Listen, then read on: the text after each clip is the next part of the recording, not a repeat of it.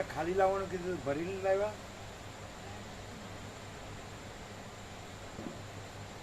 ખાલી લાવ્યા ને? ખાલી અહીંથી ભરવાનું? બરાબર, ખ્યાલ આવે? અહીંયા શું લાભ થાય એ ખબર પડે?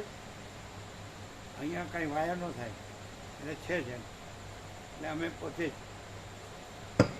બીજે છે એ ફરવાનું જ થાય, અને અહીં છે એમ કે જે છે તે જ આપણે પોતે જ છીએ, સીધું જ એમ કે હું આ નથી, તો કે ના, તો કે પછી હું કોણ છું?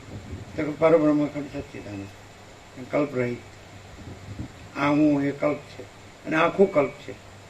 આખું આખું આખું આકાશને એમાં રહેલી આખી સૃષ્ટિ એ કલ્પ, એનું સામાન્યકરણ કલ્પ, સમજે? એટલે ખાલી ભાસ અને કાંઈ નહીં. તો અહીં પ્રકાશ સીધો છે, અને પેલું છે એટલે શું થાય? એ અનુલોમ વિલોમ જ ચાલ્યા કરે, સમજે? એટલે દેવને પછી એમાંથી પોતે થયો એટલે એ દેવના કર્મ ઉપાસનાને પછી એ એક પરબ્રહ્મ, પાછું ત્યાં અટકે પાછું. પણ પછી આમાં દેવ જ કહી દે કે હું નથી, હું ખરો દેવ નથી, અને પરબ્રહ્મ અખંડ સચ્ચિદાનંદ તું પોતે જ એ ખરો દેવ છે, એમ ખ્યાલ આવે? એટલે ખબર પડી અહીંયા. એટલે જે શાસ્ત્રોથી ને ગુરુથી થાય એમાં ડાયરેક્ટ પ્રકાશમાં શું કહે કે અમે પોતે જ મહાચિદાકાશ સ્વયં પ્રકાશ સંપૂર્ણ પ્રકાશ છીએ.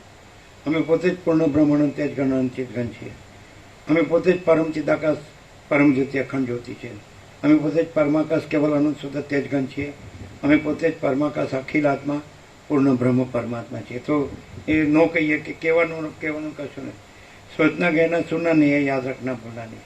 પણ એ પાછું કોને થાય? હમણાં કીધું એમ, સાચો હોય ને જ થાય, ખોટા ન થાય. એટલે સાચો કોને કહે? કે જેને સાચું જ સાચું લાગતું હોય, ખોટું કાંઈ ન લાગતું હોય. જેને અને ખોટો કોને કહે? જેને ખોટું સાચું લાગતું હોય, સાચું કાંઈ ન લાગતું હોય. ખોટાને કાંઈ ન થાય, સાચાને જ થાય. એટલે થતું નથી, એને સહજ રહે કે છે. એટલે જે સમજદાર કોઈ ઈશારા કાપી એમ કે ને, એને ખાલી કહો તમે કે તત્વમસી, તો પોતે જ છે, અહમ બ્રહ્માસ્મિ, તો એ શબ્દો ત્યાંના છે, સ્વરૂપના છે.